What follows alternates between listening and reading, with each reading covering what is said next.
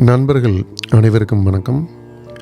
மீண்டும் ஒரு பதிவில் உங்களுடன் பேசுவதில் மிக்க மகிழ்ச்சி. நம்முடைய சேனலில் ஆன்மீகம் சம்பந்தமான விஷயங்கள், தெரிந்தது, படித்தது, செவியால் கேள்விப்பட்ட விவரங்களை நம்முடைய நண்பர்களுக்கு பகிர்வதில் ஒரு முதன்மை கடமையாக எடுத்து செயல்படுவது தான் இந்த ஸ்பிரிச்சுவல் வேர்ல்ட் அப்படிங்கிற யூடியூப் சேனல். இதில் இன்று நாம் தெரிந்த ஒரு விஷயத்தை நம்முடைய நண்பர்களுக்காக பதிவேற்றம் செய்கிறோம். தியானம் செய்தால் நல்லது அப்படின்னு நம்ம கேள்விப்பட்டிருப்போம். சில குருமார்கள் என்ன சொல்லுவாங்க அப்படின்னா, தியானம் பண்ணும் பொழுது சுவாசத்தை கவனித்தல் அப்படிங்கிறத சொல்லி கொடுத்துருப்பாங்க. இன்னும் சில குருமார்கள் என்ன சொல்லியிருப்பாங்கன்னா, எங்கே இருந்தாலும் பரவாயில்லை, ஒரு அமைதியான ஒரு சந்தர்ப்பத்தை ஏற்படுத்தி, ஒரு அமைதியான சூழ்நிலையை ஏற்படுத்தி, எங்கு வேண்டுமானாலும், அதாவது தரையிலோ நாற்காலியிலோ நீங்கள் இருக்கும் இடத்தில் உங்களுக்கு ஏற்றாற்போல் வசதியான ஒரு இடத்தில் அமர்ந்து கொண்டு தியானம் செய்யலாம் அப்படின்னு சொல்லி கொடுத்துருப்பாங்க.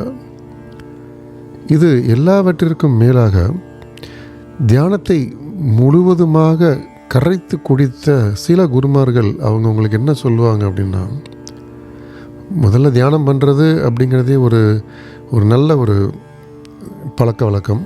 அதாவது கலியுகத்தில், ஏன்னா தியானம் செய்ய செய்ய மனிதனுக்கு அந்த பறந்து விரிந்து அதிகமாக செயல்பாட்டுடன், அதிகமான இதய துடிப்புடன், எத்தனையோ எண்ணங்கள் அவ்வளவையும் தன்னுடைய தலையில் ஏற்றிக்கொண்டு, நாம் என்ன செய்கிறோம், நாம் செய்வது சரிதானா, இல்லை ஏதாவது திருத்தி கொள்ள வேண்டுமா, இது போன்ற அனைத்து விதமான எண்ணங்களையும் தலையில் போட்டு ஒரு குப்பை மேடாக ஆக்கி, ஒரு வினாவோ ஒரு விடையோ எதற்குமே ஒரு தெளிவான பதில் தெரியாமல் அலைந்து கொண்டிருக்கக்கூடிய சூழ்நிலைகளில் இந்த தியானம் போன்ற ஒரு விஷயம் மனிதனை தெளிவுபடுத்தும். இப்போது நான் சொல்லக்கூடிய ஒரு விஷயம், இது ஒரு புத்தகத்தில் படித்தது. அதோடைய டீட்டெயில் அப்படின்னா, ஒரு தாய் அப்படிங்கிற ஒரு தாய், அன்னை, ஒரு குழந்தைக்கு பசி அப்படின்னு வர்றதுக்கு முன்னாடியே பசி ஆற்ற வேண்டும் தன்னுடைய குழந்தைக்கு அப்படின்னு உணவோ பாலோ கொடுப்பதை நாம் பார்த்திருப்போம். அது மிருகமானாலும் சரி, மனிதனானாலும் சரி, அது ஒரு இயல்பு. இதை நாம் எல்லாருமே பார்த்துருப்போம். அப்போ இந்த தியானத்திற்கும் இந்த பசி ஆற்றக்கூடிய இந்த அன்னை அரவணைப்பிற்கும் என்ன ஒரு ஒற்றுமை? அதுதான் இந்த பிரபஞ்ச சக்தி. ஒரு பிரபஞ்ச சக்தி ஒரு மனிதனுக்குள்ளே நுழைவதற்கு அந்த மனிதன் தகுதியானவனாக இருக்க வேண்டுமா என்பதே ஒரு முதல் கேள்வி. எப்படி தகுதியை நாம் வளர்த்து கொள்வது?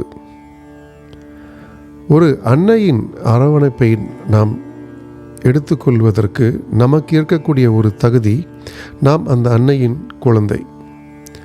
அது ஒரு வீட்டில் 2 குழந்தைகளோ 4 குழந்தைகளோ எத்தனை குழந்தைகளாக இருந்தாலும் அன்னைக்கு எல்லாருமே ஒரே குழந்தை தான். அப்போ அந்த குழந்தைக்கு பசி அப்படின்னு வரும் பொழுது எவ்வாறு அன்னை தன் குழந்தையை கேட்காமலேயே அந்த பசியை ஆற்றக்கூடிய தன்மையை அளிப்பாளோ, அதுதான் இந்த பிரபஞ்ச சக்தி நமக்கு கற்றுக் கொடுக்கக்கூடிய விஷயம். இந்த தியானத்தின் மூலமாக நாம் மனதிற்குள்ளோ அல்லது வெளிப்படையாகவோ சொல்லக்கூடிய அந்த ஓம் என்கின்ற ஒரு பிரணவ மந்திரம். இந்த ஓம் அப்படிங்கிறது தான் இந்த உலகமே அடங்கி கொண்டிருக்கிறது. அதுதான் எத்தனை மனிதர்கள் நான் சந்தித்த என்னுடைய நண்பர்கள் ஒரு 5 நிமிடம் தன்னுடைய உடலை கட்டுப்படுத்தி, மனதை கட்டுப்படுத்தி, ஓம் அப்படிங்கிற ஒரு வார்த்தையை ஒரு 5 நிமிடம் சொன்னாலே தனக்கு இருக்கக்கூடிய உடல்நிலை சீராக மாறுகிறது அப்படிங்கிறதை உணர்ந்திருக்கிறார்கள் அப்படின்னு என்னுடைய நண்பர்கள் நிறைய பேர் என்னிடம் சொன்னது உண்டு. அப்போ ஓம் அப்படின்னு சொல்லும் பொழுது அடி வயிற்றில் இருந்து எல்லா விதமான மூச்சையும் தொடர்ந்து சீராக்கி ஒரு ஆக்னா சக்கரம் வரை வந்து நிற்கக்கூடிய ஒரு பவர் அந்த ஓம் அப்படிங்கிற அந்த மந்திரம். அதுதான் ஓம் என்கின்ற பிரணவ மந்திரம் அப்படிங்கிறது தான் நம்முடைய பக்தி சார்ந்த பாடல்கள்லாம் கேட்டிருப்போம்.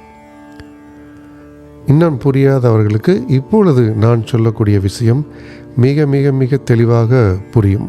என்ன அப்படின்னா, எப்படி பசியாக இருக்கக்கூடிய குழந்தைக்கு தன்னுடைய தாய் பசி அறிவதற்கு தீர்வதற்கு எப்படி ஒரு வேலையை முன்னெடுத்து செய்கிறாளோ அதுபோலே இந்த ஓம் அப்படிங்கிறது இந்த சவுண்டு மூலமாக ஒருவன் தியானம் செய்து கொண்டிருக்கும் பொழுது பிரபஞ்சத்திற்கே பிடித்தமான ஒரு ஒளி. ஏன்னா அந்த பிரபஞ்சமே இந்த கேலக்ஸி அப்படின்னு போனீங்கன்னா நாசாவே கண்டுபிடிச்சி சொன்னது இந்த ஓம் அப்படிங்கிற இந்த சவுண்டு தான் கேட்டுட்ருக்குது அப்படின்னு சொல்லுவாங்க. நீங்கள் யூடியூப்லேயே கேட்கலாம், கேலக்ஸி சவுண்ட் அப்படின்னு கேட்டாலே அந்த ஓம் அப்படிங்கிற ஒரு நான்ஸ்டாப் அந்த கண்டினியூஸ் சவுண்ட் நம்மளால் கேட்க முடியும். அது ரெக்கார்டர் பியூர் நாசாவுடைய வெப்சைட்டில் நீங்கள் பார்க்கலாம், அது இருக்குது. அப்போ ஓம் அப்படிங்கிற அந்த மந்திரம் யாருக்கு மிகவும் பிடித்தது? பிரபஞ்சத்திற்கு.